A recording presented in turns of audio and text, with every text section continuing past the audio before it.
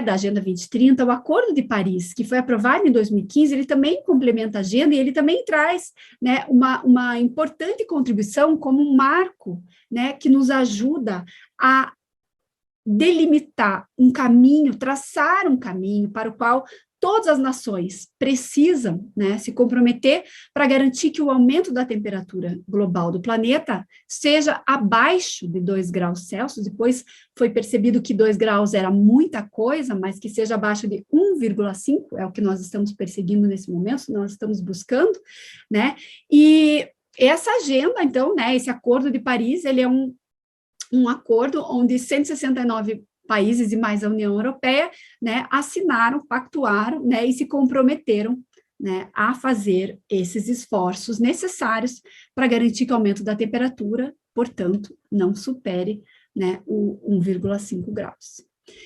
Olhando esse gráfico aqui, ele nos mostra a concentração de dióxido de carbono, de CO2, né?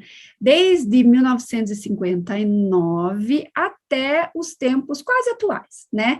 Eles não está necessariamente vinculado aqui a 2020, 2021, mas ele já dá uma ideia muito clara sobre essa tendência e esse aumento da concentração, né, de carbono na nossa atmosfera. É claro que isso não pode ter impactos positivos, né? Não existe como isso ser impactado de uma forma positiva. Ao mesmo tempo, então, aquilo era a relação da concentração, né, do dióxido de carbono. Aqui a gente percebe a oscilação, a variação da temperatura mensal, né, desde 1880 até os dias de hoje. Então, a gente percebe essas variações, pequenas variações que ocorrem, são naturais, né, de anos que são mais quentes, décadas um pouco mais quentes do que outras, isso são variações normais da temperatura do nosso planeta. O que não é normal é essa tendência que a gente está percebendo aqui, né?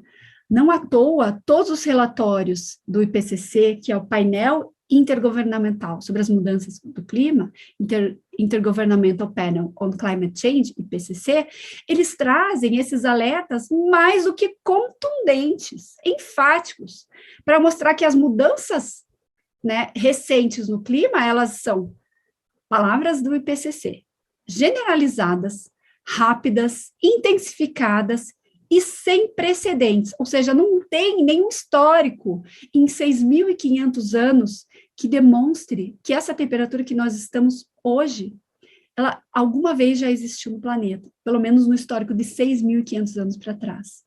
Então, dentro dessa visão, o IPCC coloca, e aqui novamente palavras do IPCC, que é indiscutível que as atividades humanas, as nossas atividades, estejam causando as mudanças climáticas, e que isso está trazendo os eventos climáticos extremos, como as ondas de calor, as chuvas, as secas, né, e várias outras aqui, né, e trazendo esses eventos para cada vez mais severos e mais frequentes.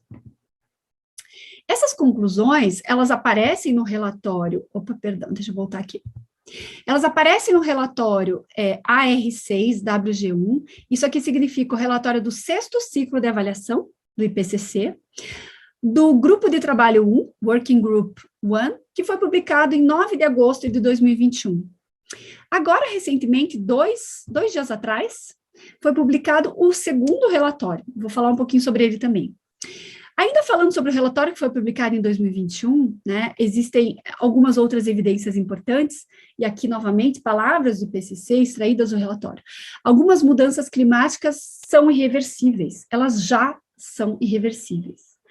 No entanto, algumas mudanças podem ser retardadas, né, no sentido de elas podem ser desaceleradas, e outras podem ser interrompidas, ao mesmo tempo que nós limitarmos as emissões de gases de efeito estufa. Perceba a gravidade e a severidade dessa informação. E para limitar o aquecimento global, né, da forma como colocado na primeira frase, são necessárias reduções fortes, rápidas e sustentáveis de CO2, de dióxido de carbono, de metano e outros gases de efeito estufa.